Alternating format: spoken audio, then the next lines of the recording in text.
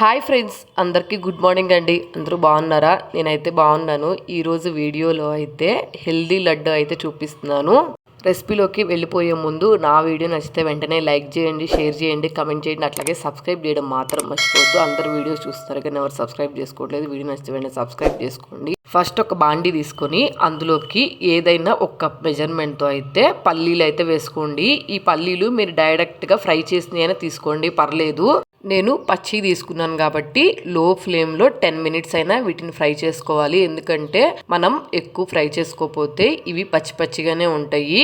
కాబట్టి ఇవి లో ఫ్లేమ్లో ఫ్రై చేసుకొని ఫ్రై అయిపోయిన తర్వాత ప్లేట్లోకి తీసుకొని వీటన్నిటిని చల్లార్చుకోవాలి. చల్లారిన తర్వాత వీటిని పొట్టు తీసుకొని పక్కన పెట్టుకోవాలి. నెక్స్ట్ ఒక బాండి తీసుకొని అందులోకి 2 టేబుల్ స్పూన్ల నెయ్యి వేసుకొని నెయ్యి కొంచెం కరిగిన తర్వాత 2 కప్పుల బొంబాయి రవ్వ అయితే వేసుకోవాలి. ఉప్మా రవ్వ, బొంబాయి రవ్వ ఇట్లా అంటారు కదా, కాబట్టి 2 కప్పుల బొంబాయి రవ్వ వేసుకొని లో ఫ్లేమ్లో ఇది కూడా 6 to 7 మినిట్స్ ఫ్రై చేసుకోవాలి. రవ్వ ఎక్కువగా ఫ్రై అవ్వకుండా పచ్చిగానే ఉందంటే లడ్డు మాత్రం ఎక్కువ రోజులు నిలవ ఉండదు. కొన్ని రోజుల తర్వాత బూజు వాసన వచ్చేసిద్ది. కాబట్టి లో ఫ్లేమ్లో ఫ్రై చేసుకోవాలి రవ్వని.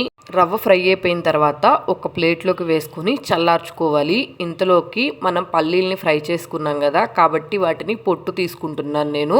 మీరు కావాలి అనుకుంటే పొట్టు తీసుకోండి, లేదంటే పొట్టుతోనే డైరెక్ట్గా చేసేసుకోవచ్చు. కొందరైతే పొట్టు తినడానికి ఇష్టపడతారు, కొందరైతే పొట్టు తినడానికి ఇష్టపడరు కదా, కాబట్టి మీకు ఎలా కావాలనుకుంటే అలా చేసుకోండి. నేనైతే సగం పొట్టు తీసుకున్నాను, సగమేమో అంతే ఉంచేసుకున్నాను. ఇప్పుడు వీటన్నిటిని ఒక మిక్సీ జార్లోకి అయితే వేసుకోవాలి. నేను కొంచెం క్వాంటిటీలో తీసుకున్నా కాబట్టి చిన్న మిక్సీ జార్లోకి అయితే వేసుకుంటున్నాను.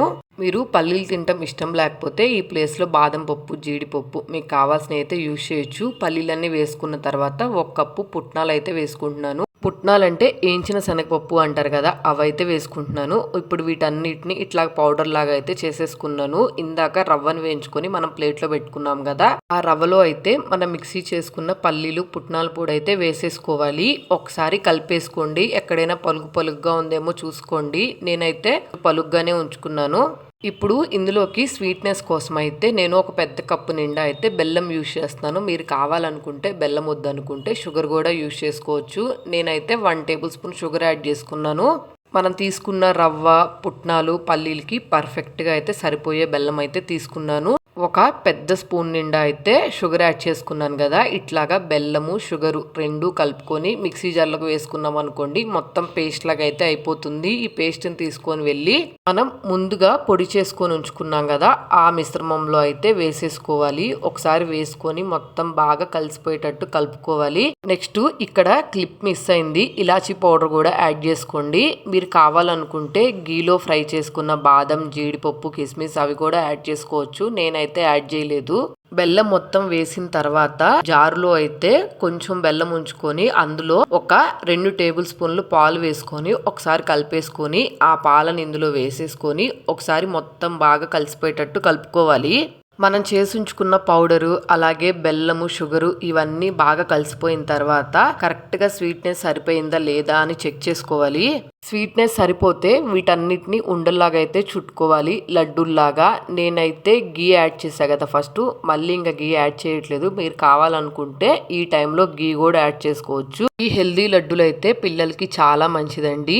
ఇప్పుడు అదిగాక హాలిడేస్ కదా పిల్లలకి, కాబట్టి చేసి ఇవ్వండి. రెగ్యులర్గా ఒక లడ్డు తిన్నా వాళ్ళకి చాలా మంచిది.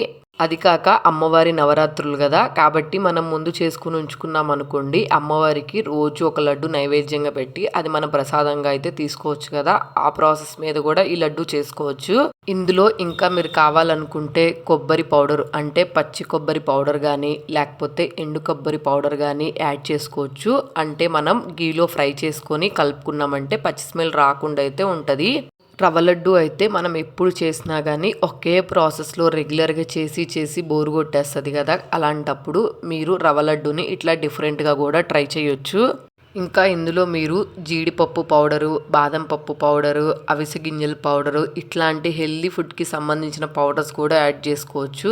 నెక్స్ట్ అలాగే వాల్నట్ పౌడరు, పూల్ మకానా ఉంటుంది కదా, అదే తామర గింజలు అంటారు కదా, ఇప్పుడు మార్కెట్లో బాగా దొరుకుతున్నాయి కదా, కాబట్టి వాటిని కూడా ఫ్రై చేసుకొని ఆ పౌడర్ దీంట్లో యాడ్ చేసుకోవచ్చు. కావాలనుకుంటే మనం ఈ లడ్డుని చాలా రకాల ప్రాసెస్లో అయితే చేసుకోవచ్చు.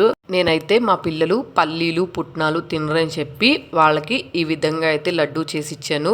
మీ పిల్లలు ఎలా అయితే తినడానికి ఇష్టపడతారో, ఏ డ్రై ఫ్రూట్స్ తినడానికి ఇష్టపడతారో అవి చేసుకొని యాడ్ చేసుకొని చేసుకోవచ్చు లడ్డూని. నేనైతే లడ్డూలు చేసుకోవడం అయిపోయింది. అన్నీ నీట్గా 1 by 1 గిన్నెలోకి అయితే అరేంజ్ చేసుకున్నాను. ఏదైనా ఎయిర్ టైట్ కంటైనర్ బాక్స్లో పెట్టుకున్నాం అనుకోండి, లడ్డు అయితే ఎక్కువ రోజులు స్టోర్ ఉంటుంది. మీరు కావాలనుకుంటే బెల్లం ప్లేస్లో డేట్స్ పౌడర్ కానీ లేకపోతే డేట్స్ పేస్ట్ కానీ ఇట్లాగైతే యాడ్ చేసుకొని లడ్డూనైతే చేసుకోవచ్చు.